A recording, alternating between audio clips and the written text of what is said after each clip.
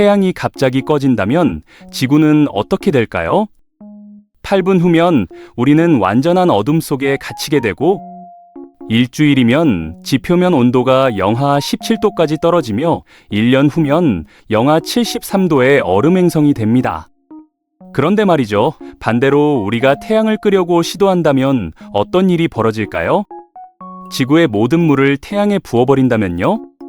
상상만 해도 흥미진진한 이야기인데요. 함께 알아보도록 합시다. 먼저 태양이 뭔지부터 제대로 알아야겠죠. 우리는 태양을 영원 불멸의 존재라고 생각하는 경우가 많은데, 사실 태양도 수명이 있는 평범한 별입니다.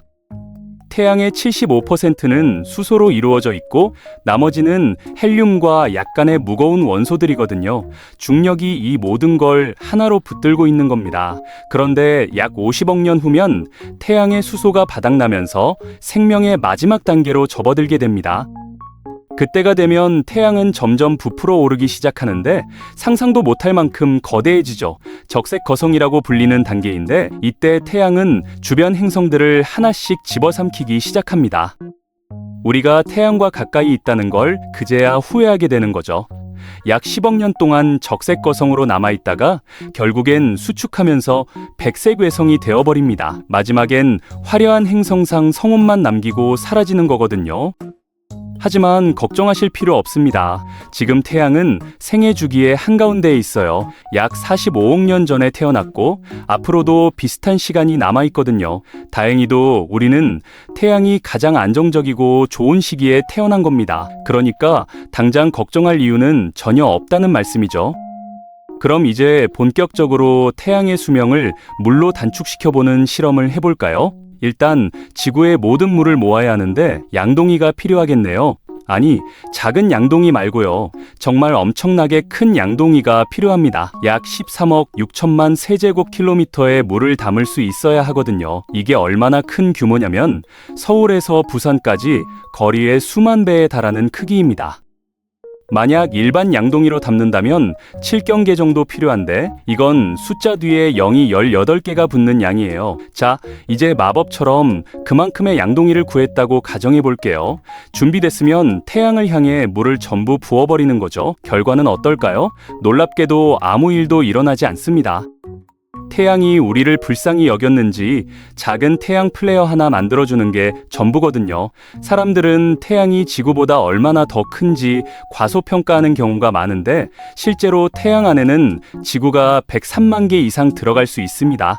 그러니까 지구의 모든 물은 태양한테 그냥 물 한 방울에 불과한 거죠. 태양은 차가워지지도 않고 꺼지지도 않으며 심지어 우리가 뭔가 했다는 사실조차 눈치채지 못합니다.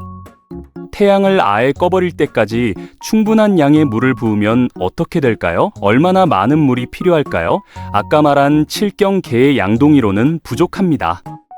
실제로는 약 370자개의 양동이가 필요한데, 이건 숫자 뒤에 0이 27개가 붙는 양이에요. 상상하기조차 힘든 양이니까 그냥 어마어마하게 많다고 생각하시면 됩니다. 자, 이제 이 모든 물을 다시 태양에 부어봅시다. 엄청난 증기만 피어오르고 태양이 또 꺼지질 않고, 오히려 반대로 태양이 고맙다고 인사하듯 더 크고 밝아지기만 했어요. 도대체 무슨 일이 벌어지고 있는 걸까요? 이유는 간단합니다. 태양은 모닥불이나 촛불과는 완전히 다른 방식으로 타고 있거든요.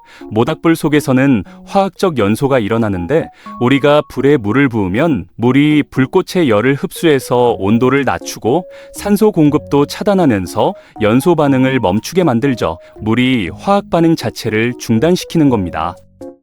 그런데 태양의 연소는 그런 게 아니에요. 우리는 태양이 불타고 있다고 말하지만 엄밀히 말하면 완전히 사실은 아니거든요. 태양 내부에서 일어나는 건 핵융합 반응이라고 부르는 건데, 이건 우주에서 가장 폭력적이고 미친 반응 중 하나입니다. 태양 깊숙한 곳에는 수소층이 여러 겹으로 쌓여 있는데, 수소 원자 4개를 억지로 충돌시키면 헬륨 원자 하나가 만들어지죠. 태양에서는 이 과정이 좀 더 복잡하게 진행되는데 별이 융합을 시도할 때 양성자끼리 서로 밀어내려는 힘이 작용합니다. 이걸 억지로 붙이려면 엄청난 힘과 에너지가 필요하거든요. 다행히도 우주에는 마법 같은 힘이 하나 있는데 바로 중력입니다. 태양은 태양계 전체 질량의 99.8%를 차지하고 있어요. 엄청나게 무겁죠? 이 모든 질량이 태양을 하나로 묶고 있는 건데 그 힘이 상상을 초월할 정도로 강력합니다. 중력은 매 순간 수조 개의 작은 수소 원자들을 끌어모아서 서로 충돌시키거든요. 그리고 충돌할 때마다 에너지가 방출됩니다. 그러니까 불과 달리 태양은 산소가 필요 없어요. 수소만 있으면 되는 겁니다. 그런데 우리 모두 알다시피 물의 화학식은 H2O잖아요. 수소와 산소로 이루어져 있죠. 이건 말 그대로 태양의 연료입니다. 불에 휘발유를 부어서 끓여는 것과 똑같은 상황인 거예요. 더 중요한 건 물을 부으면서 추가된 질량이 태양을 더욱 무겁게 만든다는 점입니다. 이제 중력이 도움에 감사하다고 말하면서 양성자들을 더욱 빠르게 충돌시키기 시작하죠. 그 결과 핵융합이 가속화되는 겁니다. 물을 쏟아 부어버리는 우리는 오히려 태양을 엄청나게 강력하게 만들어버렸고 이제 태양은 우리를 포함한 주변 행성들을 모조리 집어삼켰습니다. 만약 계속해서 물을 추가한다면 어떻게 될까요? 태양은 결국 자기 무게를 이기지 못하고 내부로 붕괴하기 시작할 겁니다. 바깥층을 날려버리고 블랙홀이 되는 거죠. 이제 태양은 주변의 모든 것을 빨아들이기 시작합니다. 정말 잘했어요, 여러분. 이제 되감기 버튼을 눌러봅시다. 왜냐하면 이 물 실험은 명백한 실수였거든요. 작은 태양 플레어 하나가 훨씬 나은 결과였던 것 같네요. 좋아요.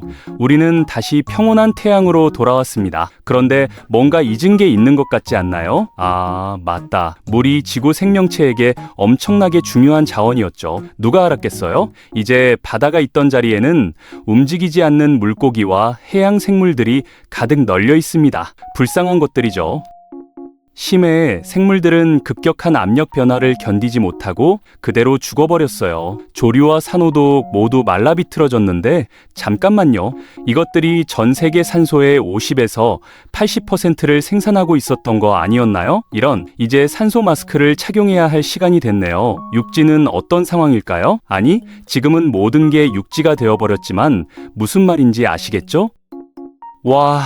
이곳은 완전히 불타고 있네요. 말 그대로입니다. 바다가 없으면 구름도 없고 비도 내리지 않거든요. 이제 모든 곳에서 산불이 일어나고 있어요. 불쌍한 동물들은 도망쳐서 집을 떠나야 하는데 새로운 집을 찾을 수 있을 것 같지도 않습니다. 왜냐하면 모든 식물이 빠르게 말라버릴 테니까요. 지구상에 살 수 있는 곳이 문자 그대로 하나도 남지 않게 되는 거죠. 이제 지구는 거대한 사막처럼 보이네요. 훌륭하군요. 그런데 사람들은 수천 년 동안 사막에서 살아왔잖아요. 어쩌면 그들이 뭔가 방법을 알고 있을지도 모르죠. 하지만 그들도 답을 모릅니다. 왜냐하면 사막에 사는 사람들도 물을 마셔야 하거든요. 이제 모든 곳에서 완전한 혼란이 벌어지고 있고 생존자들은 마지막 남은 물 한 방울을 두고 싸우고 있습니다. 만약 생존자가 있다면 말이죠. 사실 그들이 아무리 자원을 두고 싸워봤자 운명은 이미 정해져 있어요. 바다는 엄청난 양의 이산화탄소와 태양에서 오는 열을 흡수하거든요. 그리고 이 열을 지구 전체에 고르게 분산시켜서 살기 좋은 환경을 만들어주죠. 하지만 바다가 사라지면 온도가 급격하게 섭씨 121도 이상으로 올라가게 됩니다. 높은 온도를 잊는다고 해도 이제 구름이 없기 때문에 태양 복사를 막아줄 것도 없어요. 구름도 우리를 도와주고 있었던 건데 이제 우리는 태양 광선의 직접적인 영향을 받게 됩니다. 마지막 희망은 빙하인데 모든 게 너무 뜨거워졌으니까 빙하도 녹아버렸겠죠. 어쩌면 그게 인류의 마지막 희망이 될 수도 있을 겁니다.